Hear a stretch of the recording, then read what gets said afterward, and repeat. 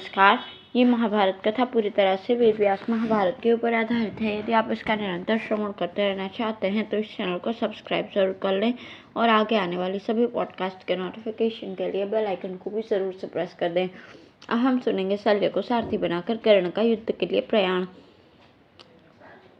राजा दुर्योधन ने कहा, वीरवर, सारथी तो रथी से भी बढ़कर होना चाहिए, इसलिए आप संग्राम भूमि में कर्ण के घोड़ों का नियंत्रण कीजिए। जिस प्रकार त्रिपुरों के नाश के लिए देवताओं ने कोशिश करके ब्रह्मा जी को भगवान शंकर का सारथी बना था, उसी प्रकार हम कर्ण से भी श्रेष्ठ आपको उसका सारथी बनाना चाहते हैं। शल्य ने कहा, राजन, जिस प्रकार ब्रह्मा जी ने महादेव जी का सारथी किया था और जिस प्रकार एक ही बाण से संपूर्ण दैत्यों का संहार हुआ था, वो सब मुझे मालूम है। ये प्रसंग श्री कृष्ण को भी विदित ही है। वे भूत भविष्य की सब बातों को पूरी तरह से जानते हैं। यह सब जानकर ही उन्होंने अर्जुन का सारथ्य ग्रहण किया है। यदि किसी प्रकार कर्ण ने अर्जुन को मार दिया तो उसे मरा देखकर श्री कृष्ण स्वयं युद्ध करने लगेंगे, और जब वे कोप करेंगे तो तुम्हारी सेना का कोई भी राजा शत्रुओं की सेना का सामना नहीं कर सकेगा। संजय ने कहा, राजन, जब मद्रराज शल्य ने ऐसा कहा तो दुर्योधन कहने लगा, महाराज, आप कर्ण का अपमान न करें। वो समस्त शस्त्रधारियों में श्रेष्ठ और संपूर्ण अस्त्र विद्या में पारंगत है। यह बात प्रत्यक्ष ही है कि उस रात्रि में घटोत्कच ने सैकड़ों मायाएं रची थी, तब उसे कर्ण ने ही मारा था। इन दिनों में अर्जुन भी डट के मारे कभी डटकर कर्ण के सामने खड़ा नहीं हुआ। महाबली भीम को भी कर्ण ने धनुष की नोक से युद्ध के लिए उत्तेजित किया था और उसे ओ मूढ़, ओ पेटपाल ऐसा कहकर संबोधित किया था। उसने माद्रीपुत्र शूरवीर नकुल को भी संग्राम में परास्त कर दिया था और किसी विशेष कारण से ही उसे नहीं मारा था। कर्ण ने ही वृष्णिकुल तिलक सात्यकी को युद्ध में परास्त किया था और उसे बलात्कारहीन कर दिया था। उसने धृष्टद्युम्न आदि संजय वीरों को तो संग्राम भूमि में हंसते हंसते कई बार नीचा दिखाया था। भला ऐसे महारथी कर्ण को पांडव लोग कैसे परास्त कर सकते हैं? कर्ण तो कुपित होने पर वज्रधर इंद्र को भी मार सकता है। आप भी संपूर्ण अस्त्रों के ज्ञाता और समस्त विद्याओं में पारंगत हैं। पृथ्वी में आपके समान किसी का भी बाहुबल नहीं है। आप शत्रुओं के लिए शल्य के समान हैं, इसी से आप शल्य नाम से प्रसिद्ध है। सारे यदुवंशी मिलकर भी आपके बाहुपाश में पड़ने पर उससे छुटकारा नहीं पा सकते। राजन, कृष्ण क्या आपके बाहुबल से भी बल में बड़े चढ़े हैं? जिस प्रकार अर्जुन के मारे जाने पर श्री कृष्ण पांडव सेना की रक्षा करेंगे, उसी प्रकार यदि कर्ण मारा गया तो आपको हमारी विशाल वाहिनी की रक्षा करनी होगी। महाराज, मैं तो केवल आपके बल से ही अपने भाइयों और समस्त राजाओं के ऋण से मुक्त होना चाहता हूँ। कर्ण ने कहा, मद्रराज, जिस प्रकार ब्रह्मा जी भगवान शंकर के और श्री कृष्ण अर्जुन के सारथी बनकर उनका हित करते रहते हैं, उसी प्रकार आप सर्वदा हमारे हित में तत्पर रहें। शल्य बोले, अपने या दूसरे की निंदा अथवा स्तुति करना श्रेष्ठ पुरुषों का काम नहीं है, तो भी मैं तुम्हारे विश्वास के लिए मैं अपने विषय में जो प्रशंसा की बात कहता हूँ वो सुनो। मैं सावधानी से घोड़ों को हाँकने, उनके गुण दोषों को जानने तथा उनकी चिकित्सा करने में इंद्र के सारथी मातली के समान हूँ। अतः तुम चिंता न करो, अर्जुन के साथ युद्ध करते समय मैं तुम्हारा रथ हाँकूंगा। दुर्योधन ने कहा, कर्ण, महाराज शल्य श्री कृष्ण से भी बड़े सारथी हैं, अब ये तुम्हारा सारथ्य करेंगे। मातली जैसे इंद्र के रथ को हाँकता है, उसी प्रकार ये तुम्हारे रथ के घोड़ों को हाँकेंगे। अब तुम निसंदेह पांडवों को नीचा दिखा सकोगे। राजन, तब कर्ण ने प्रसन्न होकर अपने सारथी से कहा, सूत, तुम फौरन मेरा रथ तैयार करके ले आओ। सारथी ने कर्ण के विजयी रथ को विधिवत सजाकर महाराज की जय हो ऐसा कहकर निवेदन किया। कर्ण ने शास्त्र विधि से उस श्रेष्ठ रथ का पूजन किया और उसकी परिक्रमा करके सूर्यदेव की स्तुति की।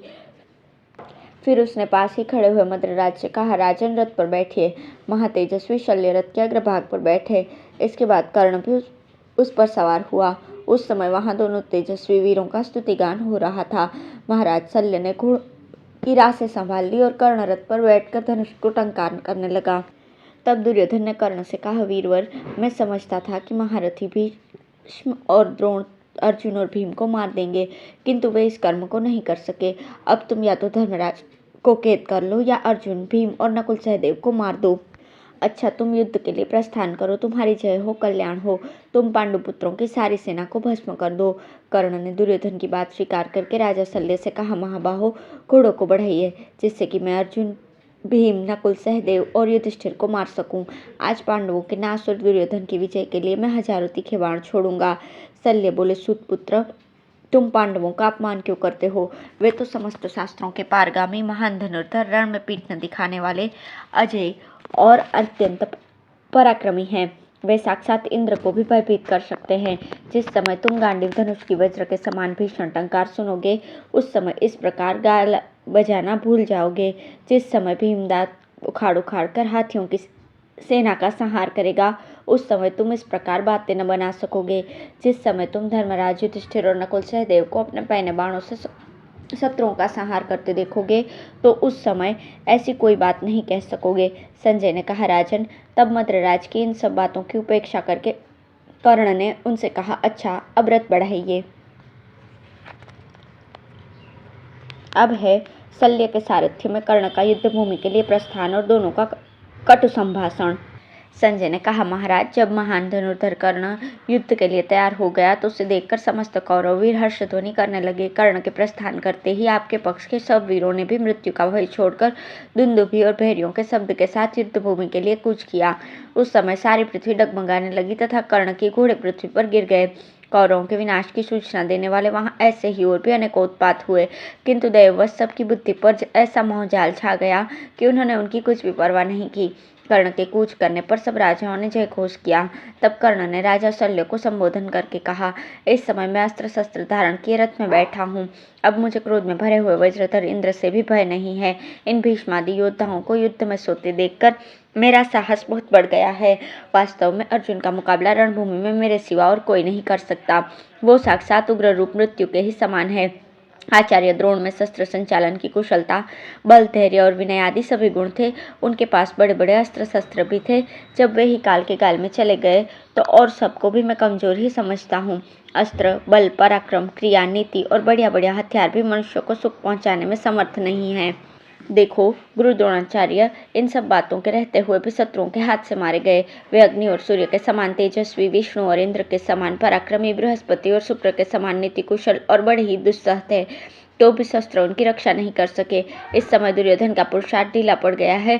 ऐसी स्थिति में मैं अपना कर्तव्य अच्छी तरह समझता हूँ। अब आप शत्रुओं की सेना की ओर रथ बढ़ाइए। जहाँ सत्य प्रतिज्ञ राजा युधिष्ठिर मौजूद हैं, जहाँ भीम, अर्जुन, श्री कृष्ण, सात्यकी, संजय वीर और नकुल सहदेव युद्ध के मैदान में डटे हुए हैं, वहाँ मेरे सिवा और कौन योद्धा इन सब वीरों से टक्कर ले सकता है। इसलिए मद्रराज, आप शीघ्र ही रणभूमि में पांचाल, पांडव और संजय वीरों की ओर रथ ले चलिए। मैं उनके साथ चार हाथ करके या तो उन्हीं को मार दूंगा या आचार्य द्रोण के मार्ग से स्वयं ही यमराज के पास चला जाऊंगा। धृतराष्ट्र नंदन दुर्योधन सर्वदा ही मेरे कल्याण के लिए प्रयत्न करते रहे हैं। उनके लिए मैं अपना प्रिय भोग और दुस्त्यज प्राणों को भी निछावर कर सकता हूँ। मुझे यह श्रेष्ठ रथ भगवान परशुराम जी ने दिया था। इसकी धुरी जरा भी नहीं शब्द करती। इसमें तरह तरह के धनुष, ध्वजा, गदा, बाण, खड़ग और अनेकों बढ़िया बढ़िया हथियार रखे हुए हैं। जिस समय ये चलता है, इससे वज्रपात के समान भीषण गड़गड़ाहट होने लगती है। इसमें सफेद घोड़े जुते हुए हैं तथा अच्छे अच्छे तर्कस सुशोभित हैं। इस श्रेष्ठ रथ में बैठकर मैं अवश्य ही अर्जुन को मार दूंगा। यदि स्वयं काल भी अर्जुन को बचाना चाहेगा तो मैं उसे भी नष्ट कर दूंगा, अथवा भीष्म के समान स्वयं ही यमलोक चला जाऊंगा। अधिक क्या कहूँ, यदि उसकी रक्षा के लिए यम, वरुण, कुबेर और इंद्र भी अपने अनुयायियों सहित एक साथ मिलकर युद्ध भूमि में आएंगे तो मैं उन्हें भी उन सबके सहित परास्त कर दूंगा। जब युद्ध के जोश में भरे हुए कर्ण ने ऐसी बातें कहीं तो उन्हें सुनकर मद्रराज हंसे और उसका तिरस्कार करके बीच में ही रोक कर कहने लगे, कर्ण, बस अब चुप रहो। तुम जोश में आकर बहुत बड़ी चढ़ी बातें कहा करते हो। भला यहाँ कहाँ नरश्रेष्ठ अर्जुन और कहाँ नराधम तुम? यह तो बताओ, अर्जुन के सिवा और ऐसा कौन है जो साक्षात विष्णु भगवान से सुरक्षित यादवों के राजभवन को बुलात नीचा दिखाकर स्वयं पुरुषोत्तम श्री कृष्ण की छोटी बहन का हरण कर सके तथा तीनों लोकों के अधीश्वरों के भी ईश्वर भगवान शंकर को युद्ध के लिए ललकार सके। जब विराटनगर में गोहरण के समय पुरुष श्रेष्ठ अर्जुन ने तुम्हें सारी सेना और द्रोणाचार्य, अश्वत्थामा एवं भीष्म के सहित परास्त किया था, उस समय तुमने उसे क्यों नहीं जीत लिया? अब आज तुम्हारे वध के लिए ये दूसरा युद्ध उपस्थित हुआ है। यदि तुम शत्रु के भय से भाग न गए तो अवश्य ही मारे जाओगे। मद्रराज के इस प्रकार कटु भाषण करने पर कौरव सेनापति कर्ण अत्यंत क्रोध में भर गया और उनसे कहने लगा, रहने दो, रहने दो, इस प्रकार क्यों बड़बड़ाते हो? अब तो मेरा और अर्जुन का युद्ध होने ही वाला है। यदि वो संग्राम में मुझे परास्त कर दे तो तुम्हारी ही बात सच मानी जाएगी। इस पर मद्रराज ने ऐसा ही हो कहकर और कोई उत्तर नहीं दिया। तब कर्ण ने युद्ध के लिए उत्सुक होकर उनसे कहा, शल्य, रथ बढ़ाओ। युद्ध के लिए कूच करके कर्ण ने अपनी सेना को उत्साहित करने के लिए पांडवों के एक एक वीर से मिलने पर कहा, आज मैं तुम में से कोई मुझे श्वेतवाहन अर्जुन से मिलाएगा, उसे मैं यथेच्छ धन दूंगा। यदि इतने से भी उसकी तृप्ति न हुई तो उसे रत्नों से भरा हुआ एक छकड़ा और दूंगा। यदि इससे भी संतोष न हुआ तो उसे हाथी के समान बलवान 6 बैलों से जुता हुआ एक सोने का रथ दूंगा। यदि इतने से भी प्रसन्न न हुआ तो उसे 100 हाथी, 100 गांव, 100 सुवर्णमय रथ, 100 सुशिक्षित और हृष्ट-पुष्ट घोड़े तथा स्वर्ण से मढ़े हुए सींगों वाले 400 दुधार गौवें दूंगा। यदि इन सबको पाकर भी वो प्रसन्न न हुआ तो जो चीज वो स्वयं लेना चाहेगा वही उसे दूंगा। मेरे पास पुत्र, स्त्री तथा दूसरे भी जो भोगों के साधन है वह सब तथा और जो भी वस्तु की वो इच्छा करेगा वही उसे दूंगा। जो पुरुष मुझे श्री कृष्ण और अर्जुन का पता बताएगा उन दोनों को मारकर उनका सारा धन मैं उसी को दे दूंगा। युद्ध क्षेत्र में खड़े हुए कर्ण ने ऐसी ही अनेकों बातें कही और अपना श्रेष्ठ शंख बजाया। उन्हें सुनकर दुर्योधन तथा उसके अनुयायी बड़े प्रसन्न हुए। सब और दुंदुभी और मृदंगों का शब्द होने लगा तथा योद्धा लोग सिंह के समान गरजने लगे। तब मद्रराज शल्य ने हंसकर कहा, सूतपुत्र, तुम्हें हाथी के समान बलवान 6 बैलों से जुता हुआ सोने का रथ देने की आवश्यकता नहीं है। अर्जुन तुम्हें स्वयं ही दिख जाएगा। तुम मूर्खता से ही कुबेर की तरह धन लुटाना चाहते हो। आज अर्जुन को तो तुम बिना यत्न किए ही देख लोगे। तुम जो बुद्धिहीन पुरुषों के समान अपना सारा धन देने को तैयार हुए हो, इससे मालूम होता है कि अपात्र को धन देने में जो दोष है उनका तुम्हें पता नहीं है। तुम जो अपार धन देना चाहते हो उससे यदि यज्ञ आदि करो, तुम मोहवश वृथा ही कृष्ण और अर्जुन को मारने की इच्छा करते हो। हमने ये बात तो कभी नहीं सुनी कि किसी गिदड़ ने युद्ध में सिंह को मार दिया हो। तुम्हें करने योग्य और न करने योग्य काम में के विषय में कुछ भी विवेक नहीं है। निसंदेह तुम्हारा काला पहुंचा है। कोई भी जीवित रहने वाला पुरुष भला ऐसी उटपटांग बातें कैसे कह सकता है। तुम जो काम करना चाहते हो वो ऐसा ही है जैसे कोई अपनी भुजाओं के बल से समुद्र को पार करना चाहे अथवा पहाड़ की चोटी से कूदना चाहे। जब सव्यसाची अर्जुन अपना दिव्य धनुष लेकर सेना को पीड़ित करता हुआ तुम्हें पैने बाणों से पीड़ित करेगा, उस समय तुम्हें पछताना ही पड़ेगा। जिस प्रकार कोई माता की गोद में सोया हुआ बालक चंद्रमा को पकड़ना चाहे, उस प्रकार तुम अज्ञान से ही रथ में चढ़े हुए तेजस्वी अर्जुन को परास्त करने की बात सोचते हो। जिस प्रकार कोई घर के भीतर बैठा हुआ कुत्ता वन में रहने वाले सिंह की ओर भूखे, उसी प्रकार तुम पुरुष सिंह अर्जुन के लिए बड़बड़ा रहे हो। कर्ण वन में खरगोशों के साथ रहने वाले गीदड़ भी जब तक सिंह को नहीं देख लेते तब तक अपने को सिंह ही समझते रहते हैं। इसी प्रकार तब तक तुम रथ पर चढ़े हुए श्री कृष्ण और अर्जुन को नहीं देखते हो, तभी तक अपने को सिंह समझ रहे हो। जिस समय तुम्हारी दृष्टि अर्जुन पर पड़ेगी तुम तत्काल ही गिदड़ बन जाओगे। जिस तरह अपनी अपनी योग्यता के अनुसार लोक में चूहा और बिल्ली, कुत्ता और बाघ, गिदड़ और सिंह, खरगोश और हाथी, मिथ्या और सत्य तथा विष और अमृत प्रसिद्ध है, उसी प्रकार सब लोग तुम्हें और अर्जुन को भी समझते हैं। शल्य के इस प्रकार तिरस्कार करने पर उनके शल्य सदृश वाक्यों पर विचार करके कर्ण ने अत्यंत कुपित होकर कहा, शल्य, गुणवानों के गुणों को तो गुणीजन ही परख सकते हैं, गुणहीनों को उनका पता नहीं लग सकता। तुम में कोई गुण तो है नहीं, इसलिए तुम्हें गुणागुण का ज्ञान क्या हो सकता है। अर्जुन के बड़े बड़े अस्त्र, क्रोध, पराक्रम, धनुष बाण और वीरता को जैसा मैं जानता हूँ वैसा तुम नहीं समझ सकते। मेरा यह भयंकर बाण मनुष्य, घोड़े और हाथियों का संहार करने वाला, अत्यंत भीषण और कवच एवं अस्थियों को भी फोड़ देने वाला है। मैं रोष में भरने पर इसे पर्वतराज मेरु को भी तोड़ सकता हूँ, किंतु अर्जुन और श्री कृष्ण को छोड़कर मैं किसी अन्य पुरुष पर इसका प्रयोग नहीं करूँगा, क्योंकि संपूर्ण वृषवंशियों की लक्ष्मी श्री कृष्ण के आश्रित है और समस्त पांडवों की विजय का आधार अर्जुन है। मेरे सिवा और ऐसा कौन है जो इन दोनों से मुकाबला होने पर इन्हें संग्राम से पीछे हटा सके। अर्जुन के पास गांडीव धनुष है और श्री कृष्ण के पास सुदर्शन चक्र, किंतु ये भीरु पुरुषों को ही डराने वाली चीजें हैं। मुझे तो इनसे हर्ष ही होता है। तुम तो दुष्ट स्वभाव, मूर्ख और बड़ी बड़ी लड़ाइयों से अनभिज्ञ हो। इस समय भय से पीड़ित होकर और डर के कारण ही बहुत सी अनर्गल बातें बना रहे हो। अरे पापी, देश में उत्पन्न हुए क्षत्रिय कुल कलंक, दुर्बुद्धि शल्य, मैं इन दोनों को मारकर आज भाई बंधुओं के सहित तुम्हारा भी काम तमाम कर दूंगा। तुम हमारे शत्रु होकर भी सुदृढ़ से बनकर मुझे श्री कृष्ण और अर्जुन से डरा रहे हो। सो मैंने ये बात पहले ही सुन रखी है कि मद्र देश का आदमी दुष्टचित्त, असत्यभाषी और कुटिल होता है तथा उस देश के लोग मरते दम तक दुष्टता नहीं छोड़ते।